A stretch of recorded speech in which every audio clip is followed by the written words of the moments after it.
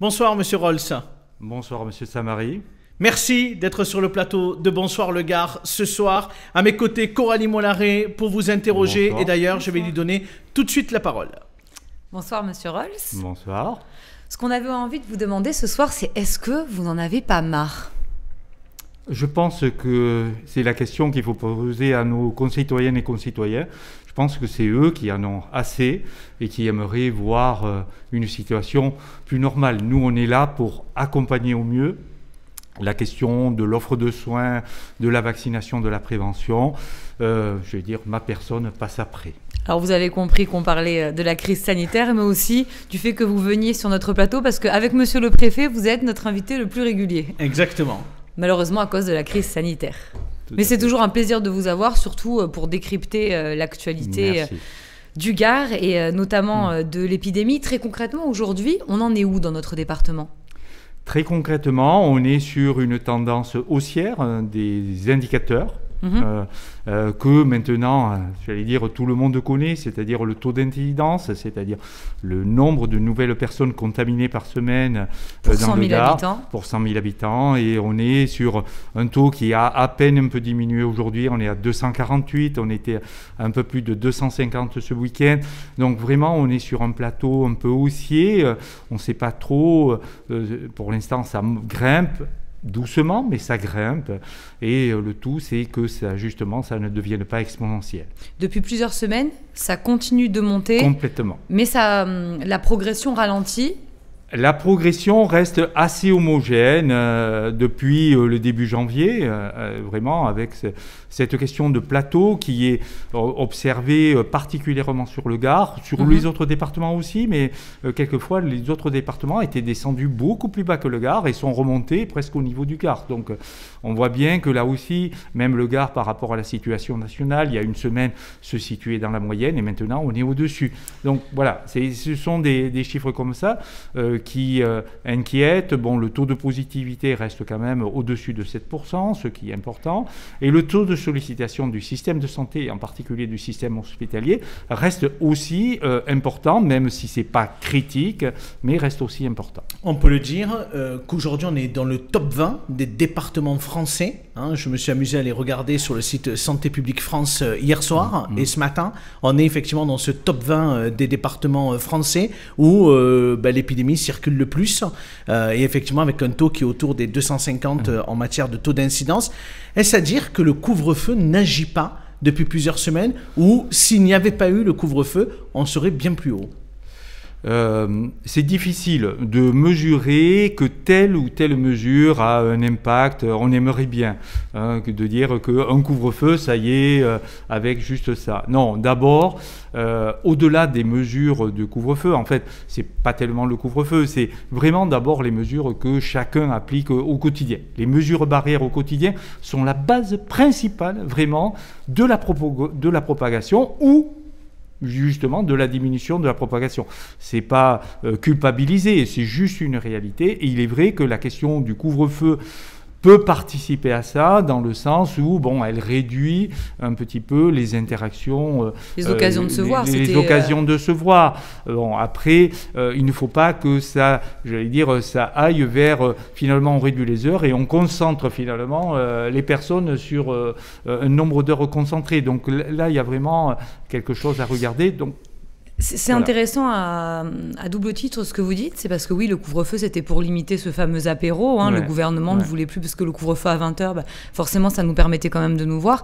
Et surtout c'est sur l'importance aujourd'hui des gestes barrières, vous nous l'avez dit les nombreuses fois où vous êtes venus, mais aujourd'hui on sent vraiment que le gouvernement insiste sur ça en disant mais aux personnes c'est de votre responsabilité de porter le masque, de se laver les mains. Est-ce à dire qu'il y a une certaine forme de lassitude chez les Français et qu'ils en ont un peu marre et que du coup c'est pour ça qu'on reste sur ce plateau qui grimpe?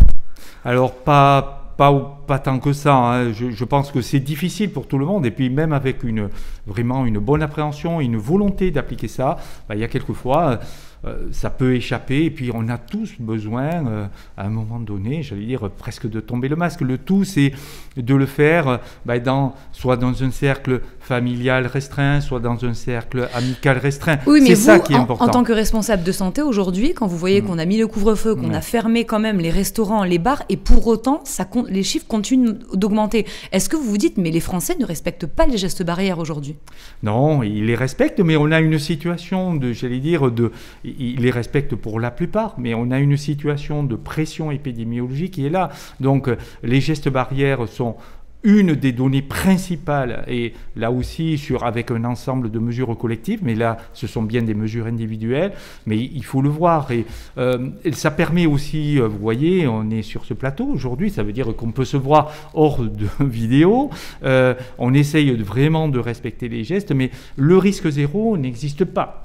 Bien sûr. Est-ce et pour prolonger effectivement l'interrogation de Coralie, est-ce que finalement ces chiffres qui progressent, le préfet du Gard en a un petit peu parlé la semaine dernière sur notre plateau, en indiquant que les variants, notamment anglais et sud-africains, étaient déjà présents. Est-ce que ça pourrait expliquer aussi leur présence sur notre département en corrélation avec la progression des chiffres? Bien sûr que ça peut expliquer, puisque, si vous voulez, cette surveillance des variants, bien sûr, a commencé, j'allais dire, de façon plus forte déjà depuis le début de l'année.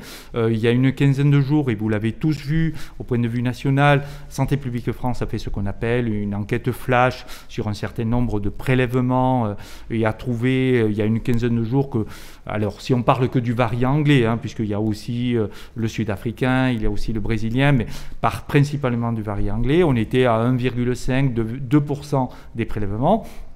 La semaine dernière, sur le Gard, sur un échantillonnage, on était à 15%. Ah oui. Voilà, donc ça veut dire que la question de la circulation ou de la prééminence du variant a pris un facteur 10 en 15 jours.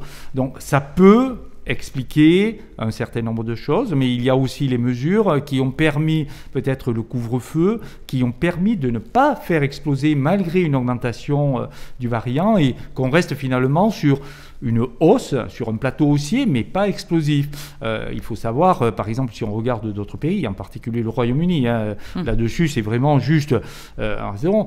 Il y a eu une explosion, mais les bars n'étaient pas fermés, il n'y avait pas de... Enfin, oui. Voilà, il y avait un... Il n'y a pas eu la même politique. Il n'y a pas eu la même politique, donc on a vu une explosion, mais là, on n'est pas dans ce cas-là en France. On a quand même un couvre-feu, on a quand même, malheureusement, les restaurants, les bars sont fermés. Donc, oui, il y a des restrictions qui avaient été mises en place. Il y a des restrictions, donc... Depuis un moment.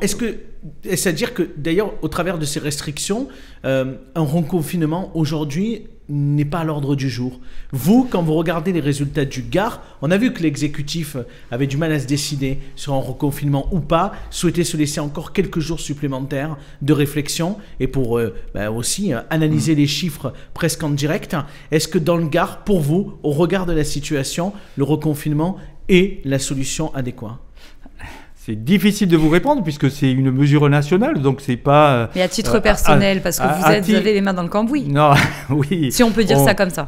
On y est tous les jours et comme un responsable, bien sûr, la question, dire si on fait abstraction de tout, on pourrait dire, ben voilà, on arrête tout, mais ça a des conséquences, qu'on a vues déjà, rien que d'un point de vue sanitaire. Je ne parle pas d'un point de vue économique qui n'est pas ma mission, mon sujet et ma compétence, mais d'un point de vue sanitaire, on a vu des retards de soins qui sont encore là. Des cancers on a vu, dépistés. et ce qui est aussi de la santé, on a vu des désordres psychologiques, et c'est bien de la santé, avec des gens, voilà. Donc, au point de vue sanitaire, il faut faire toujours attention à cette balance-là. Aujourd'hui, il y a un tabou qui ne l'est plus, c'est le confinement des personnes âgées. Vous, en tant que professionnel de santé, qu'est-ce que vous en pensez? Est-ce que isoler les personnes âgées, donc ne pas confiner tout le monde, ça pourrait être une solution, ou alors c'est la fausse bonne idée? Je pense que c'est d'une part, pour moi, personnellement, une fausse bonne idée, et éthiquement, ce n'est pas tenable. Je pense qu'il faut faire prendre conscience que presque, j'allais dire, c'est pas le confinement imposé, ça s'appellerait de l'auto-confinement ou de l'auto-raisonnement, où chacun peut voir en fonction de ses habitudes de vie ce qu'il peut réduire, je ne dis pas supprimer, mais réduire en termes de fréquentation, et qui participe à ça. Pourquoi arbitrairement confiner des personnes de plus de 75 ans finalement qui, pour une majorité, restent chez elles à domicile, quelquefois sont seules, n'ont pas d'interaction ou très peu d'interaction. Le danger finalement il n'est peut-être pas là, et puis elles ont aussi le droit de décider, et je pense que c'est, et un certain nombre de personnes d'un certain âge le disent, je me confine pas, mais je fais très attention, donc vraiment ce sont des attitudes... Il y a une responsabilité beaucoup plus forte. Des attitudes responsables. Donc, au-delà des personnes âgées à leur domicile, où en est la situation dans les EHPAD du département, puisqu'on n'entend plus vraiment parler? On n'en entend plus parler peut-être parce que... ça va mieux? Ça va pas mieux, non. Il y a toujours des épisodes dans les EHPAD, malheureusement. On sait que c'est des lieux fragiles, des lieux où on est sur un collectif. Où il y a des EHPAD à l'heure actuelle qui vous inquiètent? Parce que la situation tout est un peu... Tout EHPAD, voilà, où il y a un cluster, et quand on parle de cluster, c'est pas 2-3 personnes, mais une dizaine, une vingtaine de personnes. Tout nous inquiète, évidemment. Dès qu'il y a un cluster, ça nous inquiète. Mais quels EHPAD sont concernés dans le Gard? Il y en a quelques-uns, mais qui sont... Dans les grandes villes, plus dans les milieux ruraux, où vous n'avez pas le droit de dire de non? C'est pas une question de droit, c'est une question vraiment de gestion. Après, les plus proches, parce que il faut penser d'abord au personnel et aux familles. Les familles, d'abord, sont les principales informées, c'est-à-dire de leurs proches, et elles sont de toute façon régulièrement tenues au courant de la situation. Voilà, mais non, il n'y a pas plus rural ou plus citadin. On voit quelques épisodes, que ce soit sur l'agglomération limoise ou sur d'autres communes du Gard. La situation est là, et quelquefois elle est très très très préoccupante, parce qu'au-delà des personnes, c'est les personnels, et on arrive très difficilement maintenant à les remplacer. Un mot peut-être sur la stratégie de vaccination, qui est une des solutions. Coralie, je vous en prie. Exactement. Où est-ce qu'on en est? Et très franchement, on a envie de vous demander ce soir, est-ce qu'on va y arriver? Parce que quand on voit des grands centres de vaccination limois avec 360 doses par semaine, d'autres plus vers Vauvert avec 60 et d'autres à l'Est qui n'ouvrent pas, est-ce qu'on va pouvoir vacciner les Français, les Gardois? Mais bien sûr, d'abord on ne va pas pouvoir, on les vaccine depuis exactement le 5 janvier, date à laquelle les premières doses sont arrivées. On vaccine et on mobilise toutes les doses qui arrivent sur le territoire gardois, et le Gard n'est ni plus favorisé ni moins favorisé que notre département. Il y a une répartition des doses vaccinales en fonction de la population. Bon, c'est pas, on ne peut pas être exactement près parce que c'est plus compliqué que ça, mais combien de personnes ont été vaccinées dans le Gard à ce jour? C'est pas loin de 13 000 personnes. Donc, et ça fait pas un mois que... Ouais, c'est quand même pas énorme, 13 000 personnes. Je vous dis ça parce que quand on regarde d'autres pays européens, alors notamment c'est Israël, ça vaccine à tour de bras. Pourquoi la France aujourd'hui n'est pas capable de faire ça?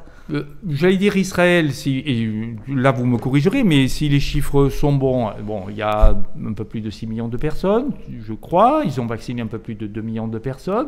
La France est à 1 100 000 ou 1 200 000, et ils ont commencé un mois avant nous. Bon, voilà. Ils sont moins et ils ont peut-être payé les vaccins plus chers. Ça, c'est une autre chose, mais c'est pas la question. Ils ont su mettre en place une stratégie de vaccination, ils ont commencé avant, ils ont des taux de vaccination. Évidemment que c'est par rapport à leur population, et qui sont peut-être à 30%, voire 35% de leur population. Nous, on est loin, mais en termes de faisabilité par rapport aux doses reçues, nous sommes quasiment au même niveau. Pourquoi on n'aurait pas pu imaginer que la stratégie, c'était de prioriser sur les départements dans lesquels le virus circulait beaucoup plus que dans d'autres départements? Alors, c'est plus compliqué que ça, parce que, par exemple, vous parliez des EHPAD. Un EHPAD où le virus circule, on ne va pas pouvoir vacciner. Parce que c'est très compliqué de vacciner dans un endroit où ça circule. Il faut pouvoir faire un petit peu le tri. Et surtout, se préjuger de la deuxième dose. Pour l'instant, on a des vaccins à 2 doses. Donc, il faut faire à 21 ou 28 jours la deuxième dose. Lorsque on a été infecté par le Covid, il y a un certain temps à prendre avant la première injection. Donc, c'est plus complexe que ça. Une autre question sur la stratégie vaccinale. On critique beaucoup, alors on plaisantait hors antenne, mais on critique beaucoup l'ARS. Oui. Aujourd'hui, est-ce que la manière la plus performante, au-delà des doses, mais de vacciner tout le monde, ça n'aurait pas été à la CPAM qui a toutes les données, justement de faire venir les plus de 75 ans, de leur donner rendez-vous? Parce que là, pour des personnes âgées, on a l'impression que c'est un peu le parcours du combattant. Elle doit prendre des rendez-vous sur Doctolib, tous ne peuvent pas se déplacer.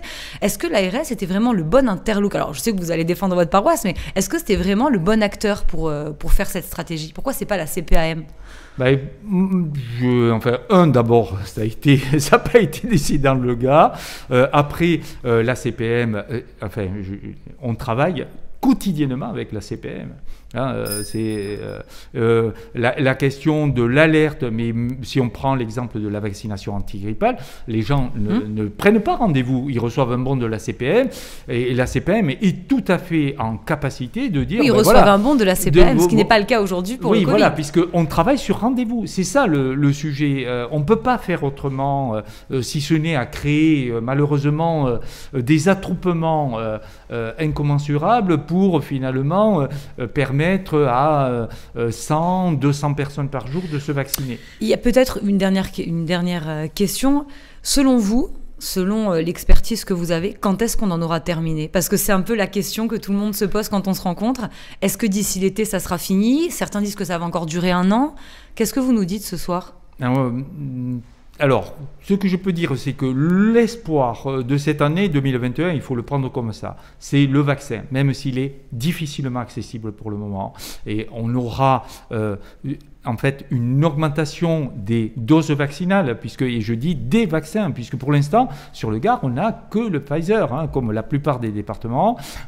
L'Agence européenne du médicament s'est prononcée la semaine dernière sur l'autorisation de mise sur marché de l'AstraZeneca, même avec les polémiques, mais sur lesquelles je ne rentrerai pas du nombre de doses, ce n'est pas le sujet, mais on va avoir en plus des doses de Pfizer, mathématiquement des doses supplémentaires d'AstraZeneca. On va avoir aussi... Et qui est plus simple, je crois, en termes d'organisation et de logistique. Exactement. On commence même à dire que ça sera peut-être en pharmacie. Mais c'est possible, ou dans les cabinets médicaux. Donc, on va avoir, si vous voulez, une palette qui va s'enrichir, qui va s'étoffer. Donc, on ne peut aller que vers une accélération de la vaccination. Je suis bien conscient que pour un certain nombre de personnes qui veulent se faire vacciner, qui sont volontaires aujourd'hui, c'est compliqué, c'est difficile. On met tout en œuvre, même si je reprends ce que vous avez dit. Évidemment, une personne âgée qui n'est pas habituée à aller sur une plateforme de télé-rendez-vous. On a mis en place une plateforme téléphonique pour les aider, mais cette plateforme est saturée. Aujourd'hui, sur les doses, on n'a plus de plages de vaccination. Toutes les plages de vaccination ont été prises. Donc c'est vrai, il faut s'armer de patience. Je sais que c'est compliqué, mais on y arrivera. Merci, Monsieur Rolls, d'avoir été avec nous ce soir et d'avoir répondu à nos questions.